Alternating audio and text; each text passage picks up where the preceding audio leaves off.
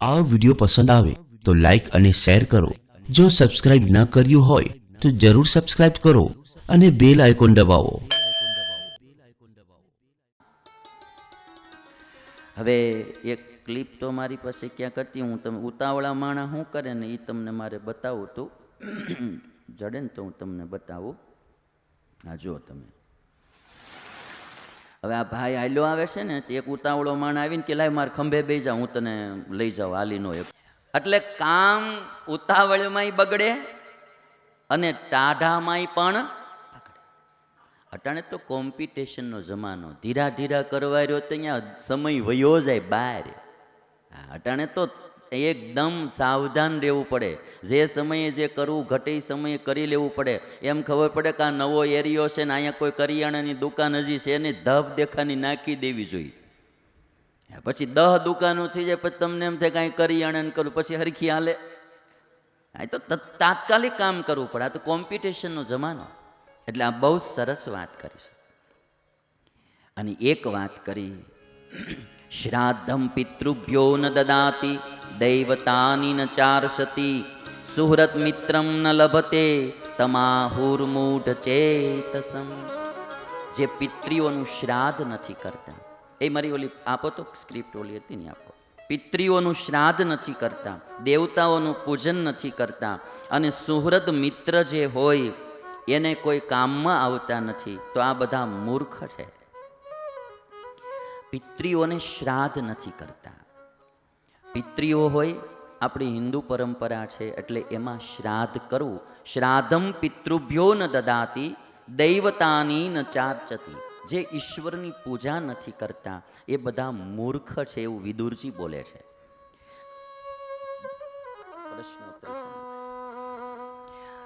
વિદુરજી એને મૂર્ખ કહે છે. મને એક ભાઈએ પ્રશ્ન પૂછેલો, મને કે આ શ્રાદ્ધ જે બધા કરે છે તો એ શ્રાદ્ધનું શું? એની માટેનો એક પ્રશ્ન હતો, મારે તમને એ સંભળાવવો છે. શ્રાદ્ધ વિશે એક પ્રશ્ન હતો. मनुष्य की मृत्यु के बाद उत्तर क्रिया करनी चाहिए या नहीं? आओ प्रश्न है. मनुष्य की मृत्यु के बाद उत्तर क्रिया करनी चाहिए या नहीं? यदि वह गलत है तो आप समाज को समझाइए कि यह गलत है, और यदि सही है तो आप बताइए कि कैसे सही है. બે મારી ઉપર ઢોળ્યું છે કે માણસ મરી જાય પછી એની પાછળ જે ઉત્તર ક્રિયાઓ કરવામાં આવે કે શ્રાદ્ધાદિ કરવામાં આવે એ સાચું છે કે ખોટું છે? અને જો સાચું જ હોય તો તમે સમજાવો કે કઈ રીતે સાચું છે, અને જો ખોટું હોય તો તમે સમાજને કહો કે ભાઈ આ ખોટું છે, આ કાંઈ કરવાની જરૂર નથી. આવું એણે ઢોળ્યું છે મારા ઉપર. મેં તો ગલત માનતા હું. જે ભાઈ લખ્યું છે ને, મેં તો ગલત માનતા હું. પૂછને મેં ભૂલ હુઈ હો તો માફ કરના, આપકે ચરણો મેં પ્રણામ. પગે લાગીને વૈયા ગયા પછી. એટલે આમાં મારે એટલું કહેવું છે કે વિદુરજી એવું કહે છે અહીંયા કે શ્રાદ્ધ કરવું જોઈએ. પહેલી વાત તો એ છે મારી કે જીવતા હોય ત્યારે જ એને સાચવવા, ક્યારેય પણ એને જીવતા દુઃખી માતા પિતાને ન કરવા. પણ આપણી હિન્દુ સંસ્કૃતિની માન્યતા એવી છે કે જીવાત્માની જ્યાં સુધી મુક્તિ ન થાય ત્યાં સુધી જીવાત્મા ભટકતા તો હોય છે. અને અમુક જીવાત્મા અમુક સમય સુધી પિતૃલોકમાં જતા હોય, એટલે માતા પિતાની પાછળ શ્રાદ્ધ ક્રિયા આપણી હિન્દુ સંસ્કૃતિ છે. હું એમ ન કહી શકું કે આ ખોટી છે, કારણ કે અમારા ઋષિમુનિઓએ પ્રવર્તાવેલી સંસ્કૃતિ છે. અને ઋષિમુનિઓની બાબતમાં પ્રવર્તાવેલી સંસ્કૃતિમાં હું એટલું માનું છું કે એણે કોઈ જગ્યાએ રીઝનો નથી આપ્યા કે આ કરવું તો હું કરવા કરવું, પણ એણે જે કંઈ કીધું છે એ જીવના કલ્યાણ માટે જ કીધું છે, એટલો મને ભરોસો છે. ઋષિમુનિઓએ જેમ સાયન્સ આગળ જાશે અને કોઈ બી સારી વ્યક્તિ સાયન્સના આધારે આપણી હિન્દુ સંસ્કૃતિને લાવશે ને, તેથી એને ખબર પડશે કે સાચા વૈજ્ઞાનિકો તો ભારત દેશના ઋષિ મુનિઓ હતા. એણે જે જે મહત્વ બતાવ્યું છે, તમે આખી દુનિયામાં આજે એક બે વાત જોઈ લો. ગાયને માનું બિરુદ કોને ભારતવાળા સિવાય બીજા કોઈ આપ્યું છે? ગાયનું આટલું બધું મહત્વ ભારતના ઋષિઓએ આપ્યું. આપણા ઋષિમુનિઓ ગાયોનું પાલન પોષણ કરતા, કૃષ્ણ ગાયો ચરાવવા જતા. આજ આખી સાયન્સ દ્વારા પ્રૂવ ન થઈ ગયું કે ગાયનું દૂધ જેટલું ઉત્તમ છે એટલું દુનિયામાં કોઈ દૂધ ઉત્તમ. તેથી આપણને એમ થાય કે આ પશુને માં હું કરવા કીધી, પશુને માં હું કરવા કીધી, પ્રશ્ન થાય ને. પણ આજે ખબર પડે કે માનું દૂધ તો ખાલી એના 3-4 છોકરાને કામમાં આવતું હોય, અને ગાયનું દૂધ તો આખી દુનિયાનું પોષણ કરે. એ બધાની માં છે. જેનું દૂધ પીને મોટા થયા હોય એને જ આપણે માં કહીએ ને ભાઈ. એટલે ઋષિઓએ પીપળાનું મહત્વ બતાવ્યું, તુલસીનું મહત્વ બતાવ્યું. આજ સાયન્સ પ્રૂવ કરે કે આ ઓક્સિજનના બાટલા છે આ બધા વૃક્ષો. એટલે અમુક ચીજો ઋષિઓની આપણને કદાચ ન જણાય, સમજાય તો ધીરજ રાખવી. સમયે સાયન્સ જ પ્રૂવ કરીને કે છે. આપણા હિન્દુઓમાં એક ગોત્રમાં વિવાહ ન થાય, એક ગોત્રમાં વિવાહ ન થાય પદ્ધતિ હતી. આજે સાયન્ટિસ્ટો, તમે જીઓગ્રાફી હોય કે કોઈ બી ચેનલમાં, એ લોકો પ્રૂવ કરીને, ઇંગ્લિશ માણસો બી સંશોધન કરીને કહે છે કે જે જેનેટિક રોગ આવે, વંશ પરંપરાના રોગ આવે, એક જ ગોત્રમાં જો લગ્ન થયા હોય તો માતા ને પિતા બે એક ગોત્રના હોય તો બાળકો રોગી થવાનો ચાન્સ વધી જાય. જે આ ઓલો થેલેસીમિયાની રોગો બધા છે એ બધા વધી. હવે એટલે હું કહું છું કે સાયન્સ જેમ સંશોધન કરશે એમ હિન્દુ સંસ્કૃતિ સાયન્ટિફિકલી પ્રૂવ થાય. એટલે કોઈની શ્રદ્ધાને અને એ ભાઈએ લખ્યું છે કે હું એમાં નથી માનતો. ન માનતા હોય એને કંઈ કરવાની જરૂર છે નહીં. ન માનતા હોય એને ન કરવું, પણ જે માનતા હોય એને આપણે ના પણ પાડવાની જરૂર નથી. એનાથી કમસે કમ એક પિતૃ ભક્તિ ટકી રહે છે. અમારા પિતા હતા, કમસે કમ માણસે જેણે આપણા ઉપર ઉપકાર કરીને ગયા હોય, વર્ષે એક વાર ખાલી શ્રાદ્ધ નાખવાનું હોય, તેથી કમસે કમ એટલું તો આવે ને કે આજ અમારા બાપુજીનું શ્રાદ્ધ છે. અને કંઈ નહીં તો માણસ શું કરશે? તે દિવસે કોઈ મંદિરમાં થાળ કરાવશે, કોઈ સાધુ સંતને કે કોઈ બ્રાહ્મણને જમાડશે, તો કમસે કમ શ્રાદ્ધના બહાને એટલું પુણ્ય કર્મ તો એનાથી થાય. કમસે કમ એના બાળકોને એક સંસ્કાર આવશે કે આવી રીતે બા બાપુજીનું શ્રાદ્ધ નાખી શકાય. એક પિતૃભક્તિના પોષણ માટે પણ આ ક્રિયા જરૂરી છે. એને વિદુરજીએ પણ કહ્યું, શ્રાદ્ધમ પિતૃભ્યો ન દદાતી, તો એ મૂર્ખ છે. એક પ્રશ્ન ભાઈ એ બી પૂછ્યો છે કે જેના લગ્ન ન થયા હોય એવા પુરુષના મૃત્યુ પછી લીલ પરણાવે છે, લીલમાં તે આવીને ધૂણે છે, તે મૃત્યુ પછી આત્મા ભટકતો હશે કે નહીં? ભટકે મારા બાપ, ભટકે. તું ભજન કરવા માંડ ને તને જ ખબર પડી જાય ભટકે કે ન ભટકે. ભટકે. અમુક ધર્મમાં આવું કાંઈ માનતા નથી તો તેને કાંઈ નડતું નથી. અન્ય રાજ્યોમાં અંધશ્રદ્ધા બહુ જ છે. અમુક રાજ્યોમાં તો બલિ ચઢાવવાની પ્રથા પણ છે. એ મારા હિસાબે ખોટી છે. હવે તમે ઉપદેશ આપો ને સુધરે તો ભલે, નહીતર જય સ્વામી નારાયણી કે. હા, કે તમે આ સમાજને ઉપદેશ આપો ને જો સુધરે તો ભલે, નહીતર કે પછી જય સ્વામી નારાયણી કે. એટલે લીલ પરણાવવાની પ્રથા બી હું એટલું કહું કે અંધશ્રદ્ધા હારી નથી. હું અંધશ્રદ્ધામાં માનતોય નથી, જન્મથી નથી માન્યો. સત્સંગમાં આવ્યા પછી એમ નહીં, જન્મથી મેં ક્યાંય અંધશ્રદ્ધા જોઈ જ નથી. આપણે દોરા ધાગા, જંતર મંતર, દાટક નેટક કે માંદળિયા કે ભૂવા, મેં તો હજી ભૂવો નથી જોયો હરખો કોઈ દી. મારે તમન્ના છે કે એકવાર ધૂણતો હોય અહીંયા જાવ. મેં જોયો નથી. એક દી હમણાં અહીંયા આપણે બાલસમી હાલતું મને ઘડીક મન થયું મેં જાવ થાળી વગાડવા. 4 જણા થાળીઓ વગાડતા હતા. મેં દાદા આમથો ઓતાર આવી જાય આમાં તો. વારે વારે ઊભો થઈને હું જોવા જાઉં, શું થયું. એટલે હું અંધશ્રદ્ધામાં નહીં માનતો, બિલકુલ અંધશ્રદ્ધામાં જવાની જરૂર નથી. પણ જે સાત્વિક દ્રષ્ટિએ પિતૃઓનું કોઈ શ્રાદ્ધ થતું હોય, લીલ પરણાવવામાં આવતા હોય સાત્વિક દ્રષ્ટિએ, તો એ કોઈ બાધરૂપ નથી, એ પરંપરા. અને એ જેને ઈચ્છા હોય એ કરે. નો કદાચ કોઈને એમાં રસ હોય ને એને ન માનતા હોય તો ના બી કરે. બાકી જો ભાઈ અમુક દેશો નથી માનતા એમ નહીં, ભૂત પ્રેતમાંય બધા દેશ માને છે. ઝાઝા પિક્ચરો ભૂતના ઇંગ્લિશમાં જ ઉતરેલા છે. અમુક બંગલાઓ અમેરિકામાંય ખાલી છે, કોઈ રહેવા નથી જાતું. અમુક બંગલાઓ અમેરિકામાંય ખાલી છે. અને એટલા માટે કોઈની શ્રદ્ધાને આપણે તોડવી નહીં, અંધશ્રદ્ધાના ભૂકા બોલાવી દેવા. પણ કોઈની શ્રદ્ધા હોય, કોઈ ઈશ્વરનું પૂજન કરતું હોય, કોઈ માતૃપિતૃ પૂજન કરતું હોય, એને બાને કોઈ સત્કર્મ કરતું હોય, તો એમાં કોઈ દિવસ માણસે ક્યારેય શ્રદ્ધા તોડવી નહીં. અને એક વાત કરી, અનાહુત પ્રવિશતિ અપૃષ્ટો બહુ ભાષતે, પણ એમાં જઈએ ને પહેલાં એકાદી રચના આપણે સાંભળી લઈએ. અમારા સુશીલ બાવેજાજી, જે આ મહાભારતનું યુદ્ધ ચાલે છે ને, कि एक पर्सनल अपने मने कोई एक व्यक्तिगत के विरोध में कितना नुकसान जाता है ना सुशील बावेजा जी? कुछ है ना ऐसी कोई एक रचना आपकी कि एक व्यक्तिगत विरोध में कितना नुकसान जाता है? ऐसे तो भीष्म पर्व में मुझे लेने का है, किंतु तब तक सुशील जी रहे या न रहे, तो मैंने सोचा कि अभी मैं आपको भीष्म पर्व की एक व्यक्तिगत विरोध में कितना नुकसान जाता है. आज एक दुर्योधन ना व्यक्तिगत विरोध थी हस्तिनापुर में केटलू मोटू नुकसान जवा जई रह्यु छे, त्यारे आ विदुर नीति विदुरजी संभळावे, बाप हे भाई हजी पाछा वळीने संधि करी ल्यो तो आ बधानो संहार थातो अटकी जाए. भीष्म पर्व में वाँचो बालसमी, भीष्म दादाए 10मे दाड़े युधिष्ठिर ने बोलावीने एटલું કીધું કે જન્મો ત્યારથી આજ દિવસ સુધી યુદ્ધ જ કરતો આવ્યો છું, કેટલા માણસોનો સંહાર કર્યો. હે યુધિષ્ઠિર, હવે હું મારા આ જીવનથી કંટાળી ગયો છું. દાદા ભીષ્મ બોલ્યા, હવે હું કંટાળી ગયો છું.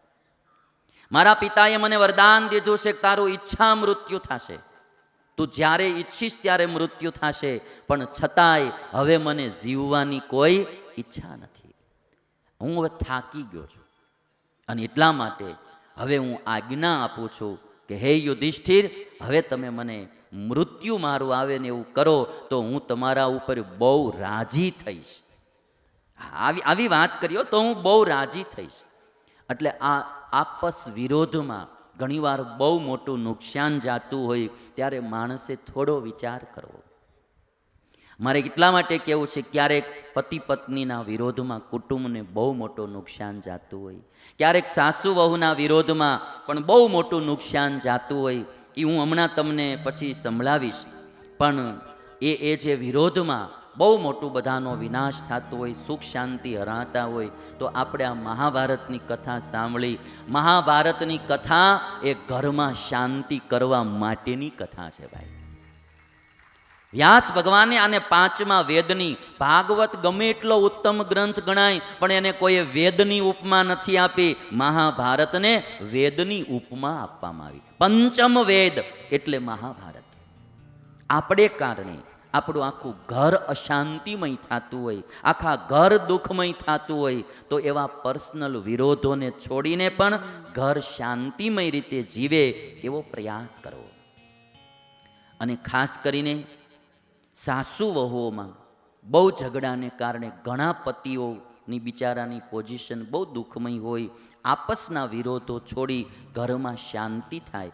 આજ એક દુર્યોધનના વિરોધને કારણે કેટલા લોકોનો સંહાર થયો. વચમાં તો અર્જુન ઘણીવાર ઢીલો પડી જાય કે આટલા બધાને મારીને મારે ક્યાં જવું છે.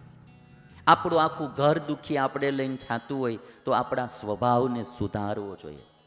ત્યાગી હોય કે ગ્રહસ્થ, એને પોતાના સ્વભાવની ખબર પડવી જોઈએ કે મારા આ એક મોળા સ્વભાવને લઈ અને બધા દુઃખી થાય છે, તો એવો અયોગ્ય સ્વભાવ આ મળની જેમ ત્યાગ કરી દેવો જોઈએ માણસે. અને જો એ ન છોડે તો એને કારણે બધા દુઃખી થાય. એની ઉપર જે નારાજગી થાય એ મોટામાં મોટું પાપ છે. એટલા માટે અમારે સુશીલજી એક રચના બહુ સારી ગાય છે અને એ મહાભારતને भी लगती कि आपस का व्यक्तिगत विरोध थी क्या होता है. पुनः एक बार फिर से व्यासपीठ को कोटि कोटि प्रणाम, स्वामी जी को प्रणाम, सभी समस्त गुरुजनों को प्रणाम. एक ऐसी रचना के लिए स्वामी जी ने आदेश दिया जिसे मैंने आज तक मंच पे कभी गाया ही नहीं. और क्यों नहीं गाया? क्योंकि बहुत ही कड़वी सच्चाई है इसमें. समाज में, चाहे वो राजनीतिक क्षेत्र में, चाहे इंसानों के जीवन में जो भी कुछ होता है, इसको हमारे गुरुजी परमादरणीय स्वर्गीय श्री रविंद्र जैन जी ने बड़े सुंदर तरीके से लिखा था।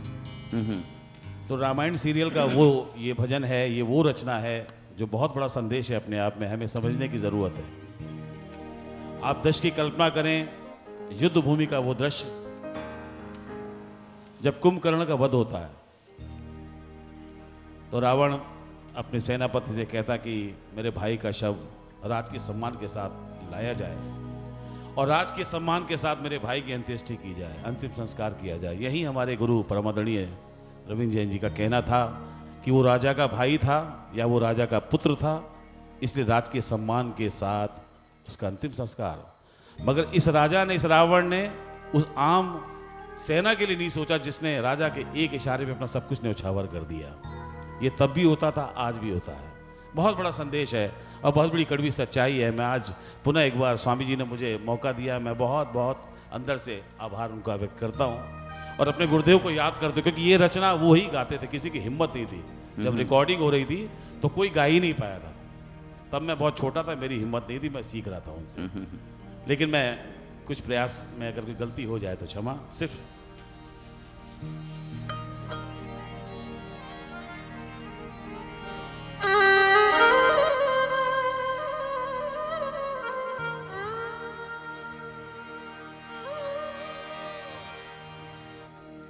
ये उनके गुरुजी की तस्वीर है। हमारे सर्वमंगल स्वामी ने, जब गुरुजी सामने आ जाते हैं ना तो आनंद आ जाता है भाई। एक बार जोरदार तालियां हमारे गुरुजी के सम्मान में। जो रामायण सीरियल में गाते थे, रामायण सीरियल में चौपाया बहुत गाई।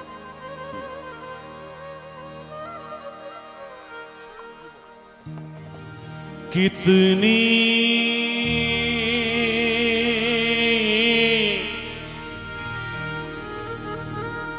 विधवा हुई हाँ, सुहागिने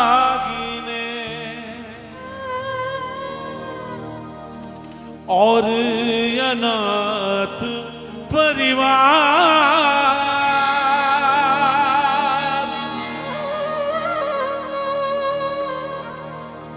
कौन कहे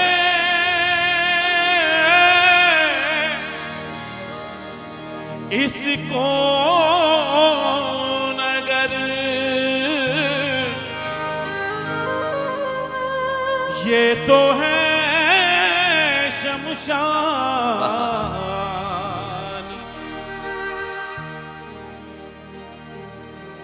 देश लुटा, हाँ, हाँ। संस्कृति लुटी, मिटे जाति परिवार,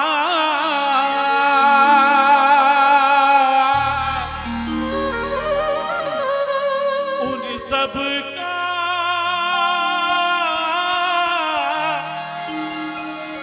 आहित हृदय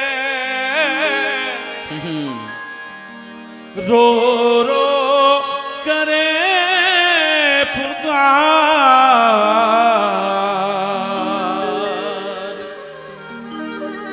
इसीलिए कहा है हमारे गुरुजी ने, कितनी माओं के प्यारे गए,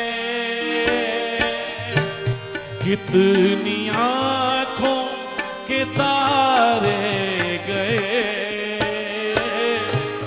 कितनी माओं के प्यारे गए, कितनी आंखों के तारे गए,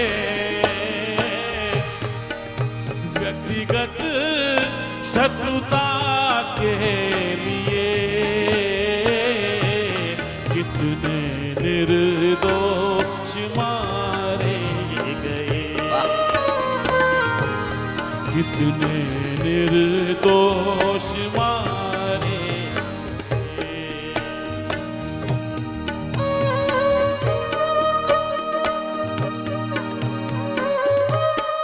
એક વ્યક્તિગત વિરોધને કારણે કેટલી માતાઓના સુહાગ ઉજળી ગયા। બહુ વિરોધ।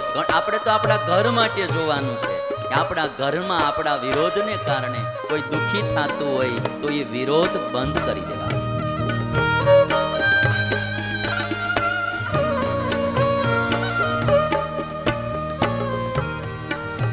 हंसता गाता था जीवन जहां, मृत्यु ही मृत्यु बस छा गई।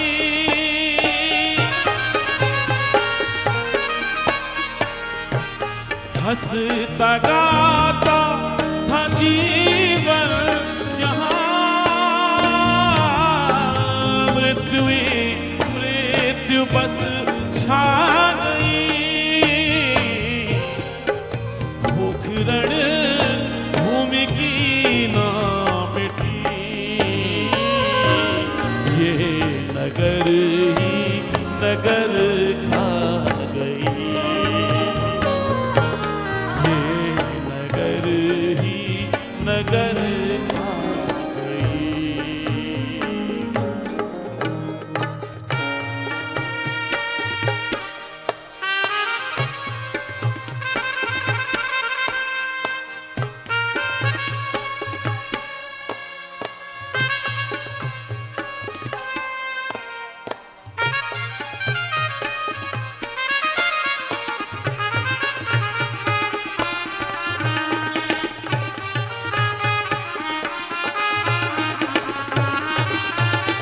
वाह वाह।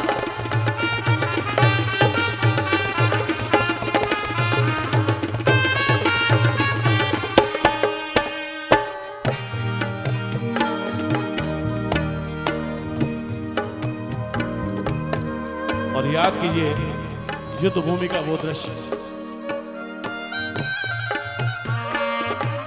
सर कहीं धड़ कहीं जा गिरे, मिट गई जिनकी पहचान तक। सर कहीं धड़ कहीं जा गिरे, मिट गई जिनकी पहचान तक। कैसे अब इनकी अंत्येष्टि हो, कौन ले जाए शमशान तक। कौन ले जाए शमशान तक। इसलिए कह रहे हैं रोको इसे रोको, वाह वाह। रोको कोई रोको, रोको कोई रोको, रोको कोई रोको। यह प्राणी घातक युद्ध है, यह युद्ध नीति विरुद्ध है। प्राणी घातक युद्ध है, युद्ध नीति विरुद्ध है। इसे रोको कोई रोको, इसे रोको। कितनी मांगों का सिंदूर ले, युद्ध में रक्तधारा बही। और यही भाव सार्थक हो रहा है मेरा। वाह वाह। और ऐसे युद्ध को कह रहे हैं हमारे गुरु जी।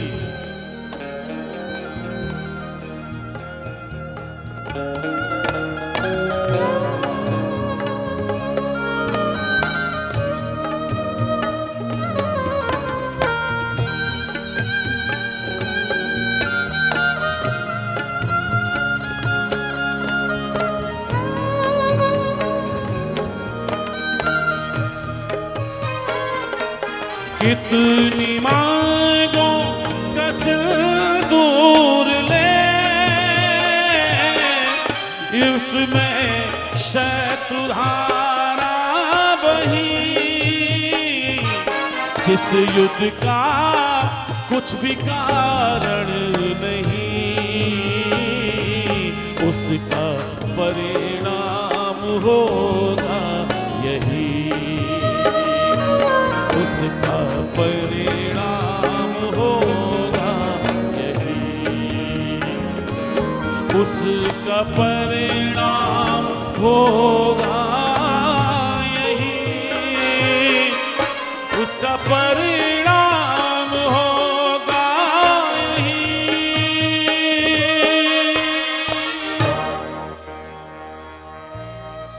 उसका परिणाम होगा यही।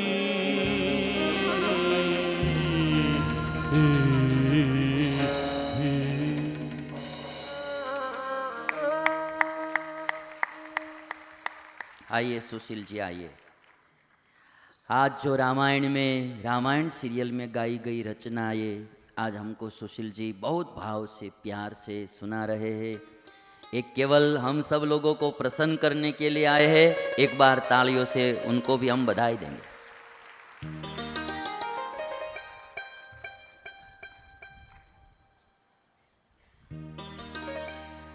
आपसना વિરોધમાં કેટલું નુકસાન જાય।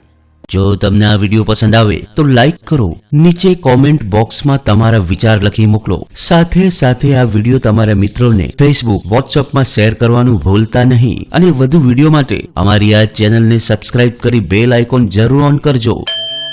યુટ્યુબના માધ્યમથી કથા સાંભળતા ભક્તોને જય શ્રી સ્વામિનારાયણ।